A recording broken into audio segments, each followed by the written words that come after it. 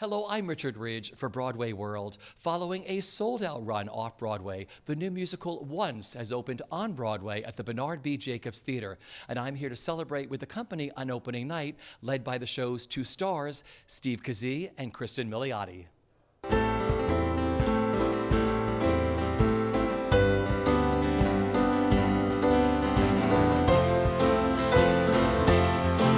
When your mind's made up, when your mind's made up, there's no point in trying to change it.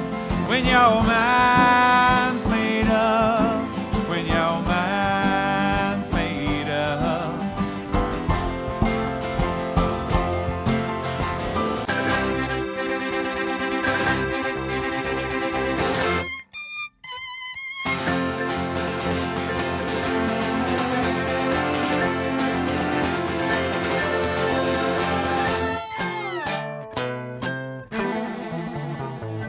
Big night for you tonight, opening on Broadway. How does it feel?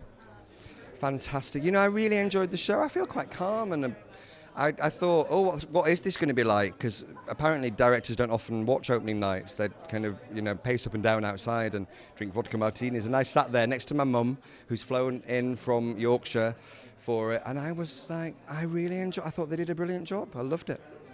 Take me back to the beginning of what attracted you to want to turn this beautiful film into a gorgeous musical. The music.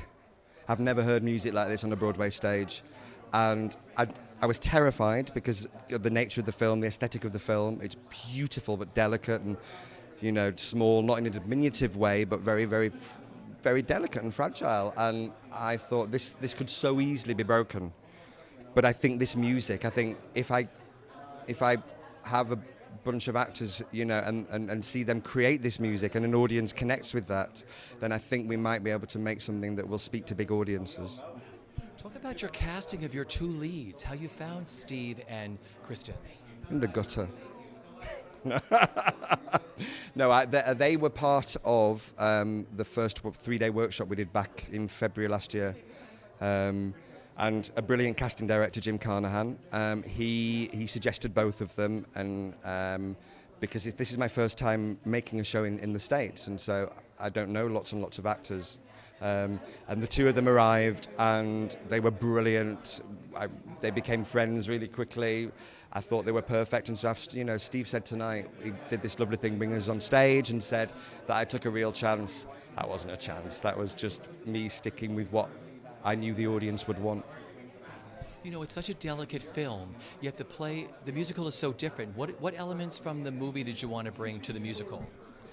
The fact that music and sharing music is currency, that it becomes a vocabulary in the film. And, one of my favorite scenes when I saw the film was when the guy takes the girl to a house party, and everyone sat around playing instruments and singing their songs. There's an old woman that does it, an oldish woman, and an older guy, and it really reminded me of my childhood back in Yorkshire, when my dad played in a brass band and my mum was involved in music as well, and people would just kind of do their thing. So I thought if I can hold on to that, then and put that on stage somehow, so that's why when the audience arrive, they can go on stage and there's a big jam session happening. So that the idea of creating music is immediate.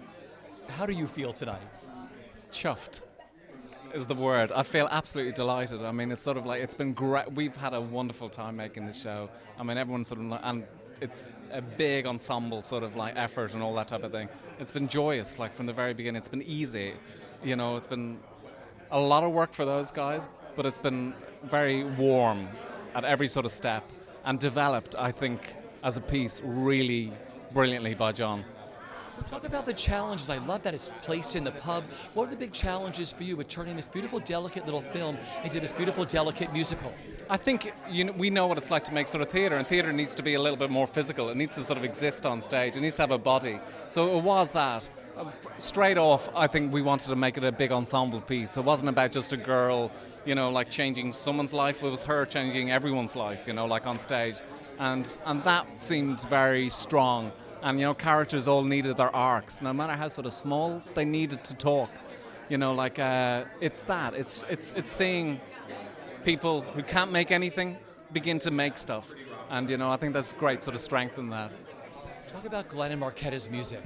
It's really, I mean, to me, my work was all about sort of underwriting everything and about yap, yap, yap, and making sort of like an engine to it, but also trying to carve out, you know, like sort of spaces so that we can hear this like incredible honesty.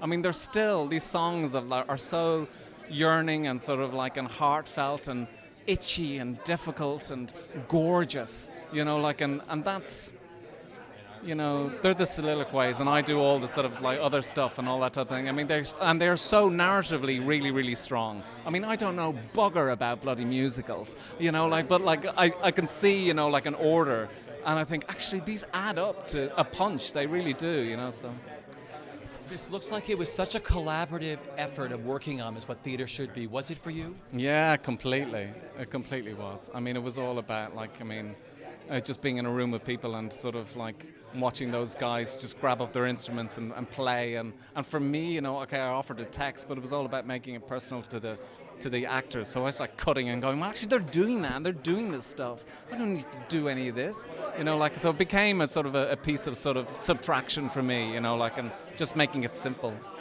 Walking up the hill tonight when you have closed your eyes.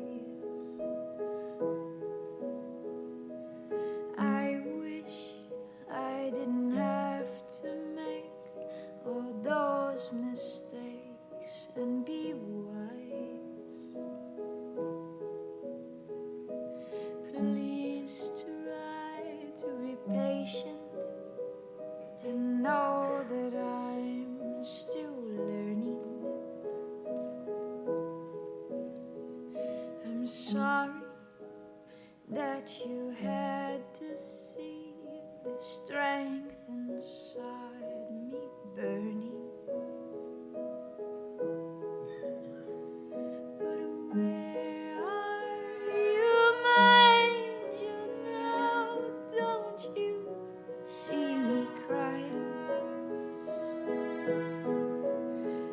And I know that you can't do it all, but you can't say I'm not trying. What was today like for you? I couldn't stop crying. I was really nervous as soon as I woke up. I haven't been able to get it together all day. It was just a dream. I mean, I can't believe we've been like floating. It's been incredible. You look gorgeous. You pulled Thank it you. together beautifully. Zach posing. I have to just get that out there. Take me back to the beginning of what attracted you to Once and how it all came about for you. Oh, just the opportunity to sing and play piano, which has been a dream of mine. And I think many people in this cast feel that way. You know, we've all had these secret dreams of being musicians as a career. And this sort of allows for like a 2.5-hour fantasy every night. And then the creative team, and it just all fell into place. So how could you say no to this? Like, it's an incredible group of people. And talk about working with Glenn and Marquetta, what that whole experience has been like. Glenn and Marquetta are lovely. They're giving, they're supportive, they're enthusiastic. It's been a dream. They just really told us to, like, you know, take their material and make it their own, which is huge because it's very personal and it was this huge thing in their life, but they've been fantastic.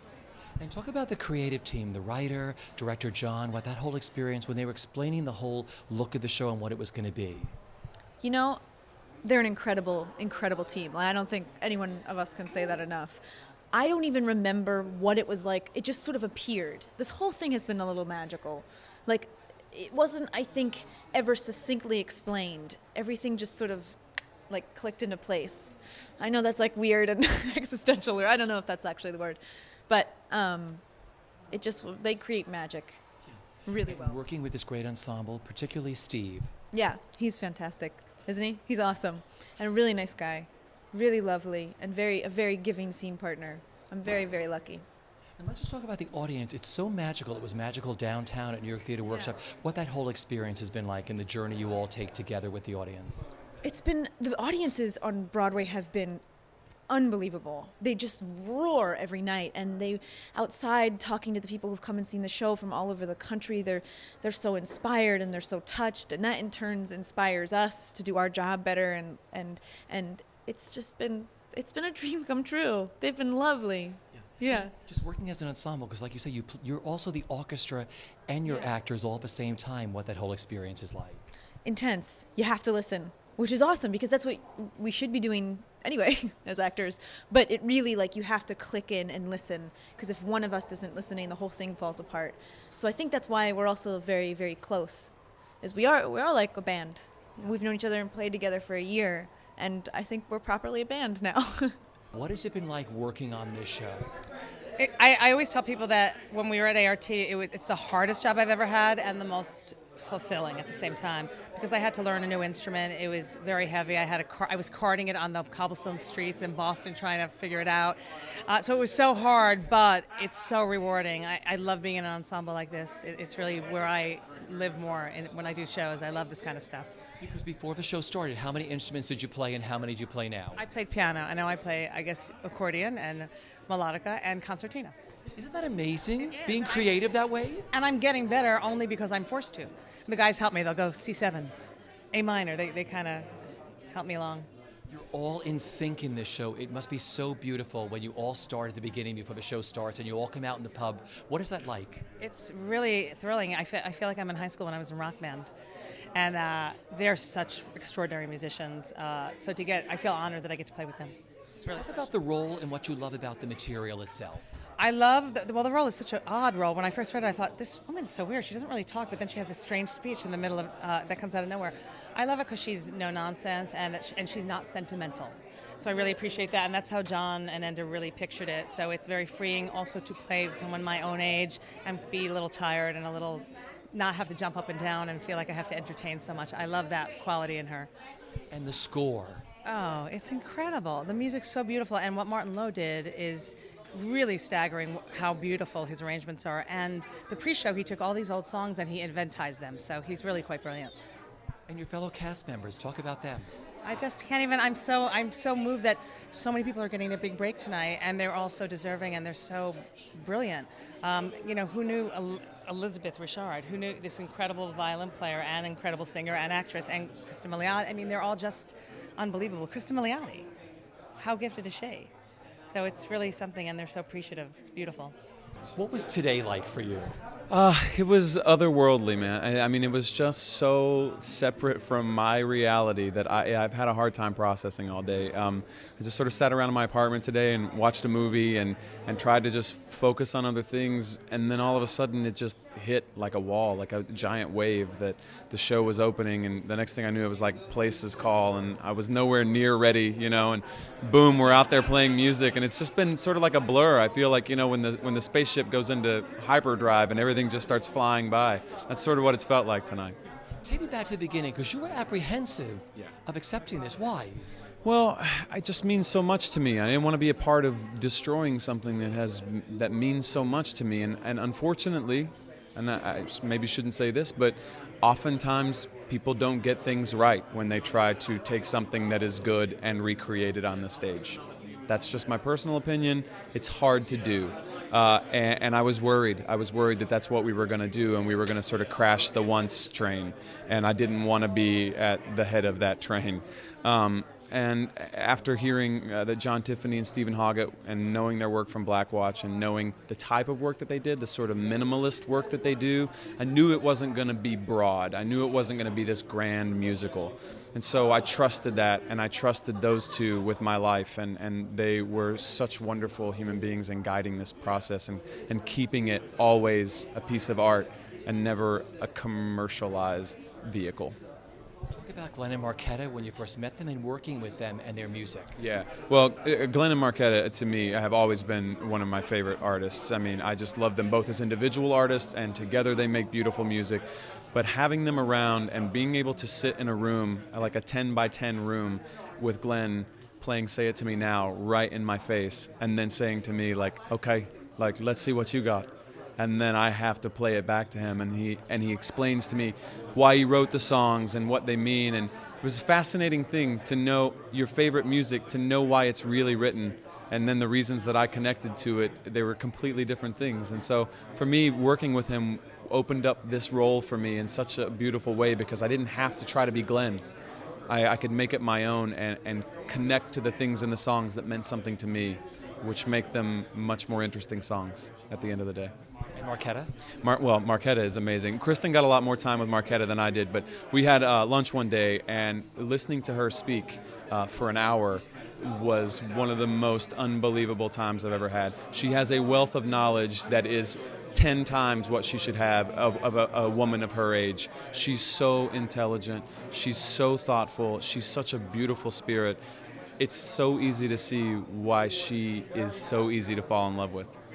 And talk about this ensemble of actors you get to work with and play with, instruments and everything. Yeah, well, I refer to us as the misfit toys, because we're all sort of like weirdos in this beautiful way. Like, we all like weird things. Like, I love comic books and outer space, and we have some people that really love the Red Sox, and I'm a Yankees guy, and we all come together and make this beautiful music. But there's no reason why we should be, because we're all so different, and we're all such wild, crazy individuals that you wouldn't expect it to be so harmonious when it comes together. But they're quite honestly the best group of people I've ever been able to share this kind of experience with. And to be able to make music with them 8 times a week, it's priceless. There's no way to put a value on it for me.